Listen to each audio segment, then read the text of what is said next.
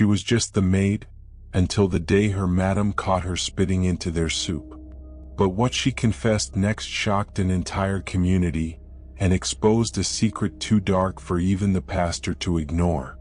What really happened inside that wealthy Asokoro mansion? In the heart of Asokoro, nestled between embassies and ministers' mansions, stood the glass-fronted estate of Chief Amaka. The compound was vast.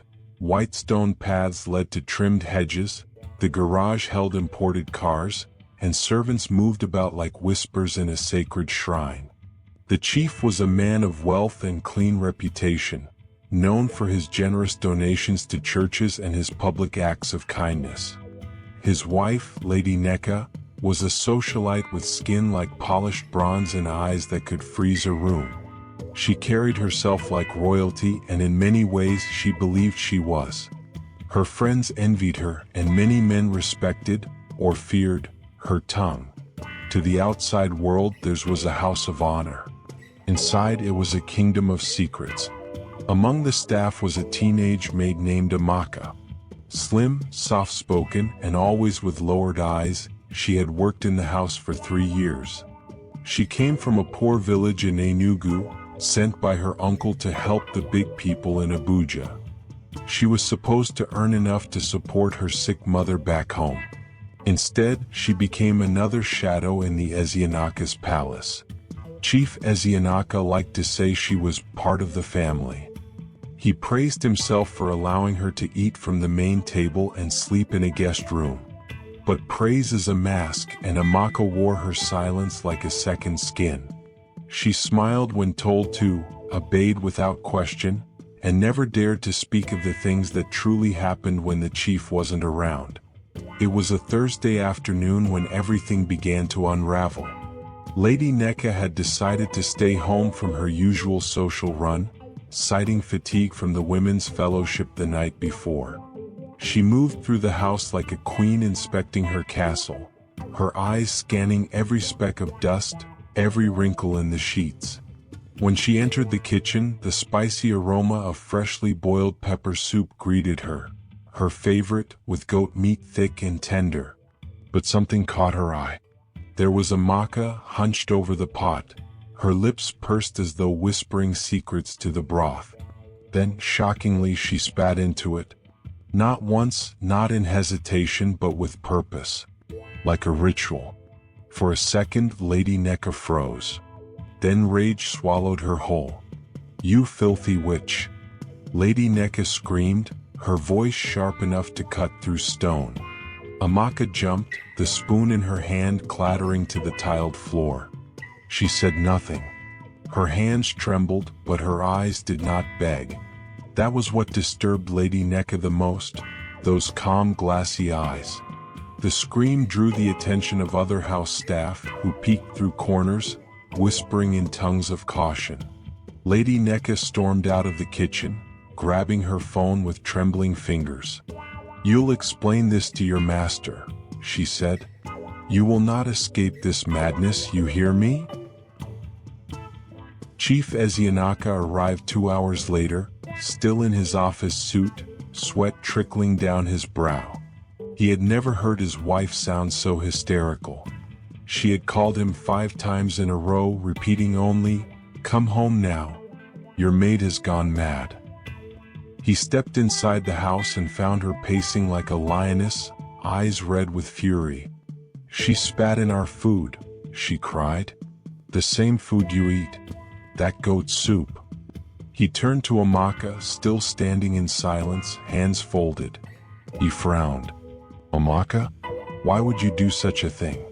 After all we've done for you?" His voice carried genuine disbelief, as though unable to imagine that kindness could be repaid with such horror. Chief Ezeanaka didn't believe in police interference unless absolutely necessary. "Let's call Pastor Matthew," he said. "He has wisdom. He will help us hear her side. Maybe it's a spiritual attack." Lady Neka rolled her eyes. "You and your soft heart," she hissed. "You'll see sense when your stomach turns from the poison she's cooked." They all piled into the Prado, Chief, Lady Neka, Amaka, and the driver, and drove down to Pastor Matthew's modest church office, where prayer oils lined the shelves and a wooden cross sat above a cracked window. The pastor welcomed them calmly, offering seats and ushering in a hush of spiritual authority. "Let us hear all sides," he said. Pastor Matthew looked at Amaka, his eyes gentle yet probing. "My child," he began, "we are not here to punish you but to understand. Did you truly spit into the soup meant for your employers?" Amaka nodded, her expression unreadable. "Yes, Pastor. I did." Gasps filled the room. Chief Ezianaka leaned back in his chair, his breath caught somewhere between disbelief and betrayal. Lady Neka's fists were clenched. "You see? A demon lives in that girl." But the pastor held up a hand. "Why, Amaka? What made you do something so vile?" The room fell still. Even the ticking of the pastor's old wall clock grew louder. Amaka took a breath and said, "Because that was the least of what I've done." "What do you mean?" Chief Ezianaka asked slowly, dreading the answer. Amaka's voice was even as she spoke. "I have fed you worse.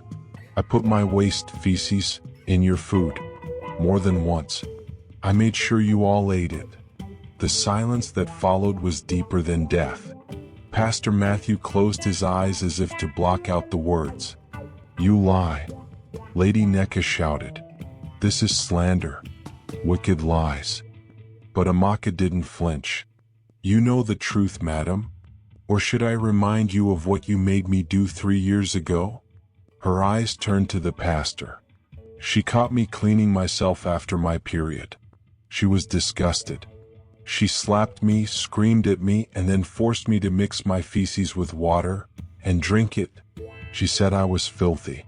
That I was lucky she didn't send me back to the bush." Chief Ezianaka looked at his wife. "Neka, is this true?" Lady Neka's lips moved but no sound came out. Her eyes darted around the room, then finally settled on her husband. "She was disrespectful. Filthy. That village girl needed to be taught manners." Her voice cracked with the strain of exposure. "I didn't make her drink anything. I disciplined her. That's all." But even the pastor turned away, ashamed. "You made her drink her own filth?" he whispered. Lady Neka's face twisted. "She exaggerates." She was defiant. Amaka spoke again softly. "I was 15. I bled like all women do. But I was not allowed to be human in that house. So I turned my pain into revenge." The truth sat heavy in the room like thick smoke. Chief Ezianaka leaned forward, elbows on his knees. "Why didn't I know?" he asked no one in particular. "How could I live in the same house and not see?" Pastor Matthew placed a hand on his shoulder. "Because some wickedness wears perfume and pearls. It knows how to serve smiles during dinner while it crushes bones behind closed doors." Lady Neka stood up. "I will not be humiliated like this. She's a servant, and now you all sit here believing her over me?" But there was something desperate in her voice now, something unraveling. And in Amaka's calm stillness was a quiet power that could no longer be ignored. Back at the mansion in Asokoro, the other staff had begun to whisper. Word had traveled fast, too fast. The driver had quietly made a phone call to his cousin, and the cleaner overheard the shouting match in the corridor. By evening, cooks from the neighboring house were already asking questions. "Did you hear? The maid poisoned them with her own filth," one said. "Ah, God forbid bad thing." But within the compound walls, a strange silence loomed. The chief had canceled his meetings for the day. He sat in his study, staring at framed photographs of a smiling Lady Neka beside him at state events, gala nights, church harvests. It was as if he were meeting his wife for the first time. He wondered, had she always been this cruel, or had he simply refused to see? Later that evening, Chief Ezianaka called Amaka into his study. "Tell me everything," he said. "No lies." Amaka stood in the doorway, hesitant. Then she began to speak, not just of the soup or the feces, but of years of mental torment, slaps for speaking out of turn, starvation on days Lady Neka was in a bad mood.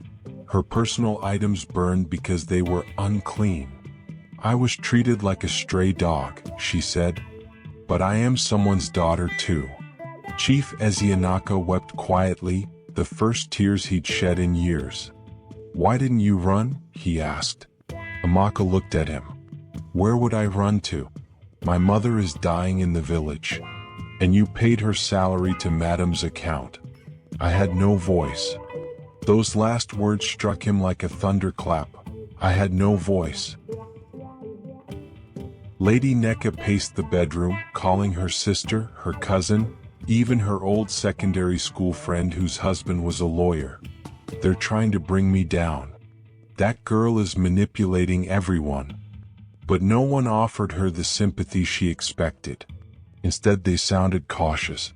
Some even seemed to distance themselves.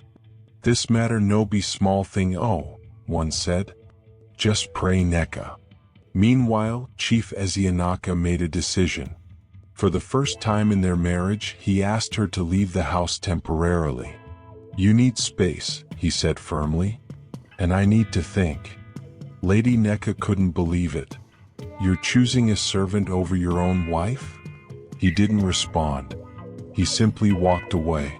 At Pastor Matthew's quiet urging, Amaka was offered counseling sessions and allowed to speak with a visiting social worker. "What you did was wrong, but it came from a well of pain," the social worker told her.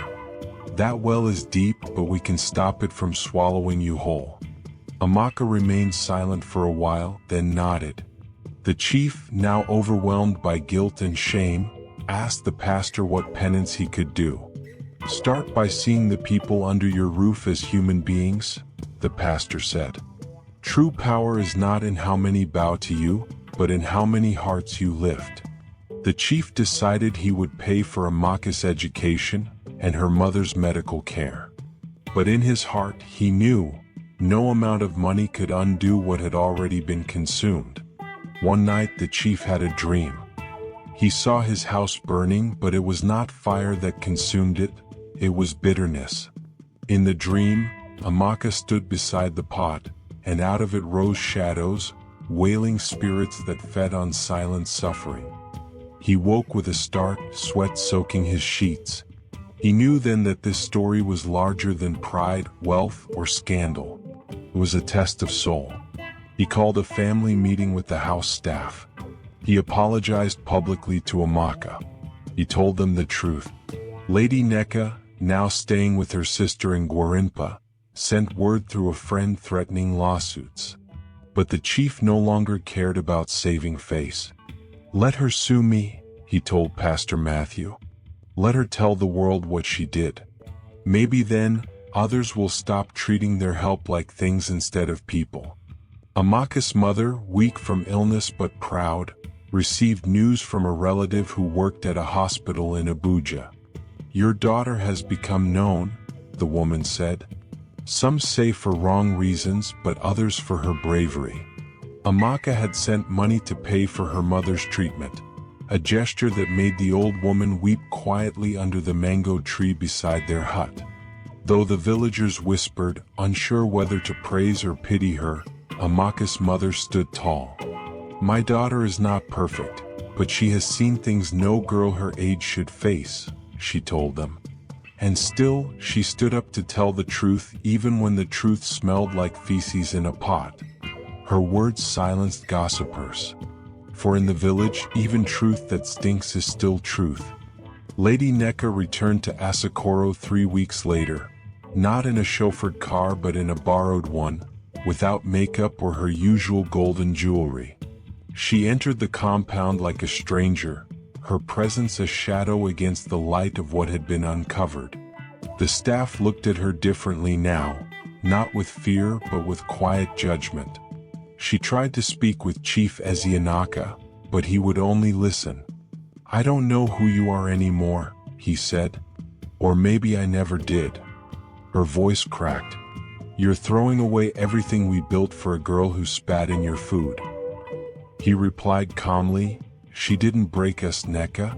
You did, long before the spitting. You just didn't know it."